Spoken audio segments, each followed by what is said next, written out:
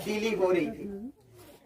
रोम की बात करें, जहां अरिस्टोटल, प्लेटो या पैगंबर के फिलिस्तीन या चाइना के कन्फ्यूशियस में एक वैचारिक और भौगोलिक तब्दीली हो रही थी। और उसी वक्त भारत के अंदर भी लोहे के औजार बनाए जा रहे थे, जहां पर सिखों को भी मान्यता मिली, जहां पर लिखने को भी बढ़ावा मिला। लेकिन एक तरह से ब्राह्मणवाद ने उनकी जितनी भी सिस्टम थे उसके ऊपर इतना गहरा चोट करने की कोशिश की। लेकिन भारतीय इतिहास में बुद्ध जो थे वो सबसे बड़े जटिल व्यक्ति के रूप में हुए, लेकिन उनको मान्यता भी मिली और दुनिया में पहचान भी मिली। और गौतम बुद्ध इतने शांत स्वभाव के, इतना बड़ा काम हमारे लिए करके गए कि उनके हम सदा ही ऋणी हैं। जब 6 साल की घोर तपस्या के बाद 49 दिन उन्होंने बसंत के मौसम में बोधि वृक्ष के नीचे ज्ञान की प्राप्ति हुई, तो सबसे पहले उन्होंने ये मैसेज दिया कि हमको मध्य मार्ग अपनाना होगा। ना हमको अपने शरीर को ज्यादा कष्ट देना है, ना ही हमको वैराग्य होना है। हमको ज्यादा सत्य की तरफ जाना है और हमको झूठ नहीं बोलना है। अब 4 सत्यों की सबसे बड़ी बात हुई कि 4 सत्य दुनिया में दुख है, दुखों का कारण, उसका निवारण और उसका समाधान। इसके लिए उन्होंने खोज की कि जब आप झूठ नहीं बोलेंगे, जब आप कोई डिजायर नहीं रखेंगे, तो आपको किसी भी धार्मिक कर्मकांड, धार्मिक अनुष्ठानों की जरूरत नहीं पड़ेगी। और भारतीय सभ्यता में जब पूरी दुनिया में तब्दीली आ रही थी, ये 3000 वर्ष पहले से आ रही थी। और उसी वक्त भारत के सबसे पुराने जो स्रोत माने जाते हैं वेद, वो 1000 साल उनके बाद भारत में आए। यानी गौतम बुद्ध आज से 25-80 वर्ष पहले पैदा हुए, तो उनके आने के बाद 1000 वर्ष के बाद ही जितने भी शास्त्र हैं वो लिखे गए हैं, वो उनके विचारों को काटने के लिए लिखे गए। क्योंकि आप गीता की बात करो, रामायण की बात करो, श्रुतिज का करो, स्मृतिज की करो, वेदों में बुद्ध का जिक्र है। क्योंकि वेदों की जो निंदा करता है उसको नास्तिक कहा गया। पूरी दुनिया में जो भगवान को नहीं मानता है, ईश्वर, अल्लाह, यहोवा, गॉड, खुदा के अस्तित्व को खारिज करता है, उसको कहते हैं नास्तिक। लेकिन भारत में ऐसा नहीं है। भारत में कहते हैं जो शास्त्रों को नहीं मानता है, शास्त्रों के अनुसार आचरण नहीं करता है, शास्त्रों के अनुसार नहीं चलता है, उसको नास्तिक कहते हैं। यहाँ पर उल्टा है। तो कहने का मतलब ये है कि जो मनुवादी और ब्राह्मणवादी व्यवस्था है, जिन्होंने हमको गुलाम बनाया और गुलाम बनाने के लिए तरह तरह के षड्यंत्र रचे, उन चीजों में हमारे लोग जो है फंसे हुए। जैसे बैल को लगाम लगाने के लिए उसके नाक में रस्सी डाली जाती है और फिर चाहे इंसान जैसे मर्जी चाहे उसको खींच सकता है, उसी तरीके से इंसान को गुलाम बनाने के लिए आस्था नाम की एक रस्सी उसके दिमाग में डाली गई है।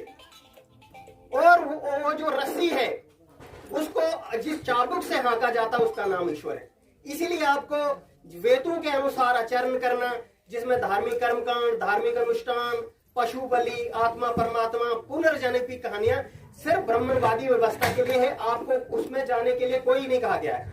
हमारी मुक्ति जो है वो एजुकेशन में है, हमारी मुक्ति जो है संगठित होने में है। हमने अच्छी शिक्षा प्राप्त करके बच्चों को एक बेहतर नागरिक बनाना है। हमारे समाज के जितने भी महापुरुष हुए, हमने उनके विचारों पे चलकर इनका अनुसरण करना और अपने बच्चों को भी ये बातें कहकर आगे चलना है।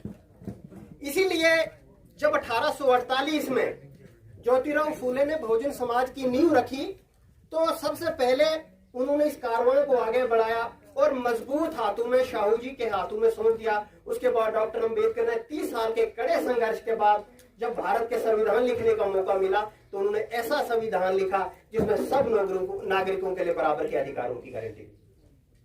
और ब्राह्मणीय चतुर्वर्णीय व्यवस्था को उन्होंने सरे से खारिज किया और उसको उखाड़ के फेंका और धर्मनिरपेक्षता गणराज्य की स्थापना की।